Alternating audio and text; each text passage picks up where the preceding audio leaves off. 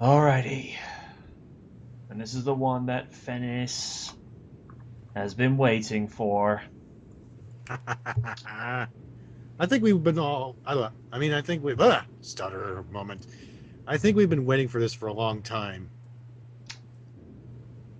All of After us. I mean, after 14 long years, we went back to the park.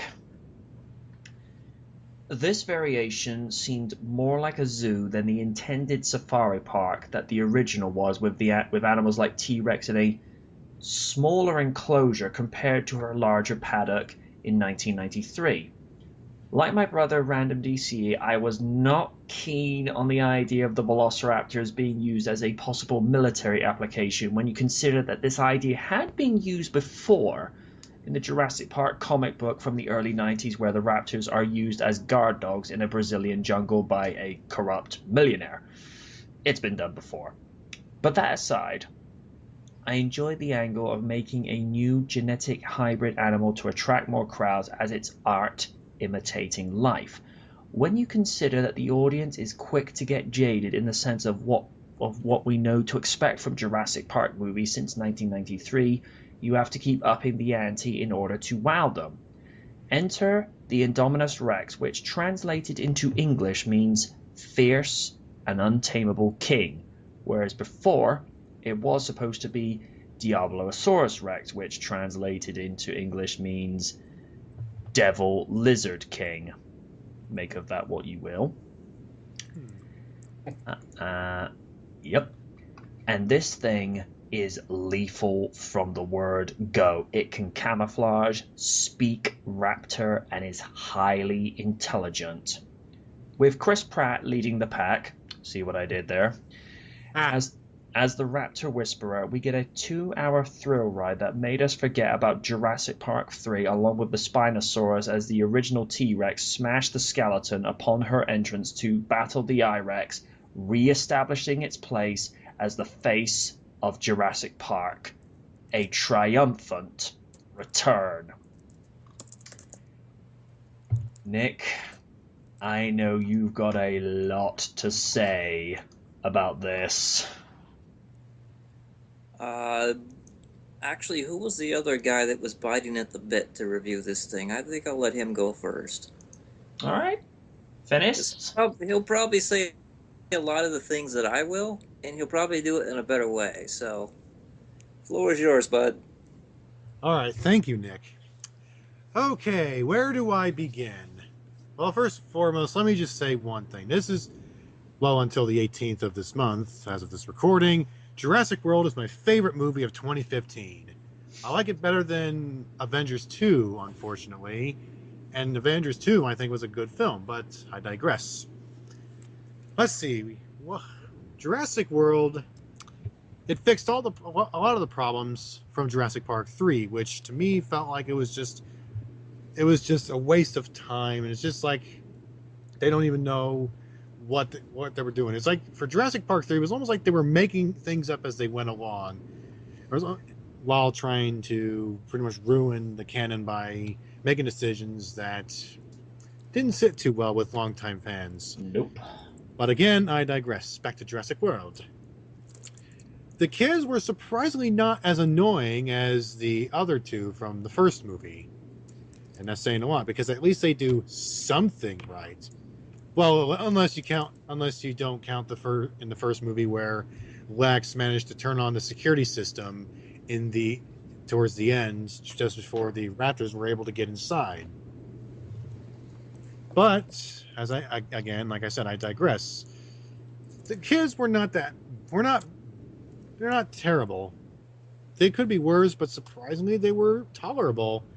Chris Pratt was actually really, really good as Owen, and the way he managed to avoid becoming Dino Chow, or at least a chicken tender, to the I-Rex in the beginning when it got out, I was like, huh, why didn't anyone else think of that? Was Well, of masking its course, scent. oh yeah, of course I now realize that Claire told him that they're very sensitive to scent. Huh. But of course, it's good to see that what would have happened if the park had opened. It was completed, it was opened, and it looked fantastic. Yep.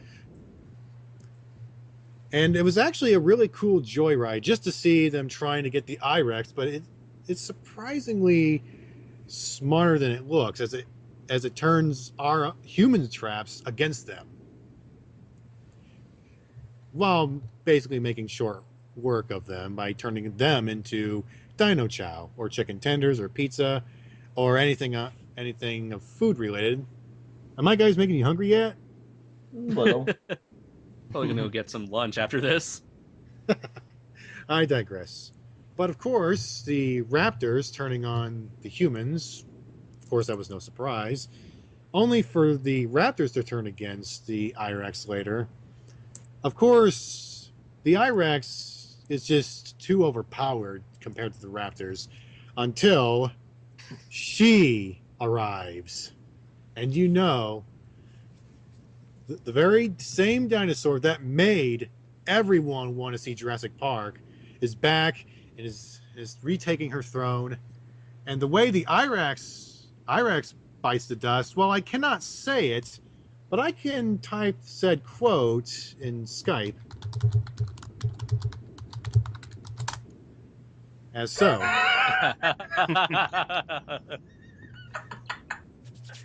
Very nice. Because MJ was trying to keep it PG. Yeah. Here's the link to someone's ripped sound effect if you want to hear it, but please do not play it for the youngsters listening to this. No. That's good. But that was the impression I got when, spoiler warning, the Mosasaur jumped out and pretty much... Dino Chow out of the IREX. Hey, mother hugger.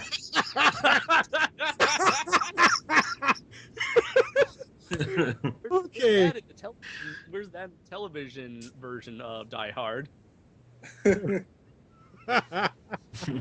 Okay, Nice one, Nick. back to the show. Let's see. IREX turns into Mosasaur food. And of course, we have the feminists outcrying again over this movie because one character ends up becoming Mosasaur food. I don't really see why it would be a feminist issue. I mean, this is just how to treat a character in general, regardless of gender or race or whatever. It's like, no, I'm sorry if I'm already stepping on your shoes, man. No biggie. There is one thing I did research on.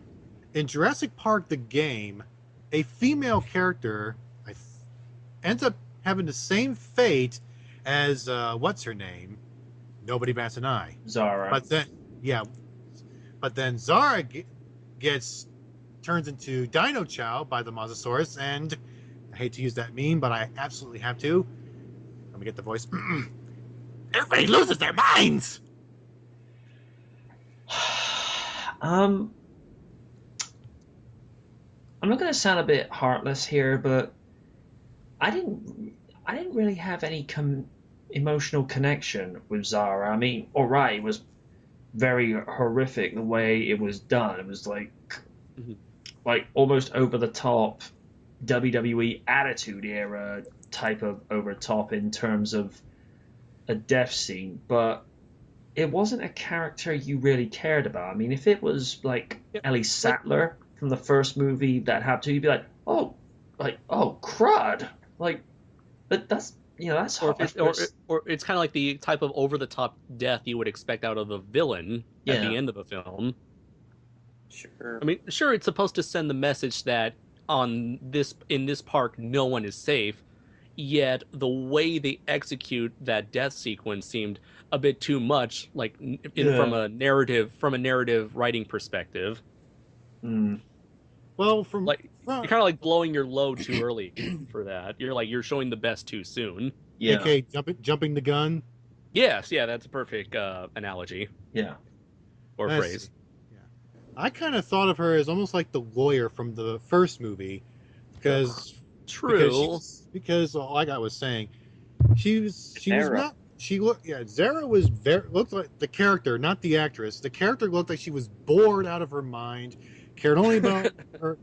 She only looked like she was only caring about her wedding, and she didn't really treat the boys very nice. Well, I mean, if you heard very closely, in one shot, she says that she confirmed it's my wedding, and she was just planning her wedding and this and that.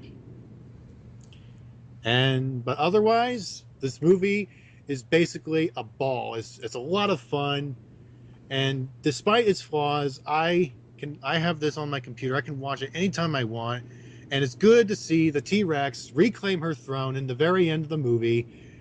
Give a roar, which I'm surprised they didn't use the exact same sound effects from the first movie. Yeah, I was just confused by that as well. Yeah, I did. A lot of fans have theorized that the reason they used the male T-Rex sound effects from The Lost World is because, well, Rexy, as she is affectionately called, is older. She's like middle-aged. She's about 25 or mid to late 20s. Which is in human years, I heard, is sort of like middle-aged, like mid to late 50s or early 60s in human years. So she's not really in the best shape, but she can still go. Yeah, she still got it, sort of. But the I-Rex is basically sort of like our age in human years. In her prime. Yep.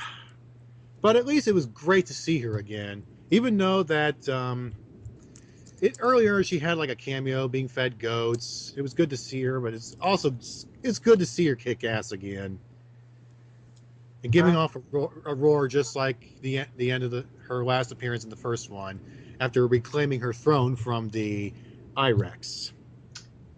Go ahead. My bad.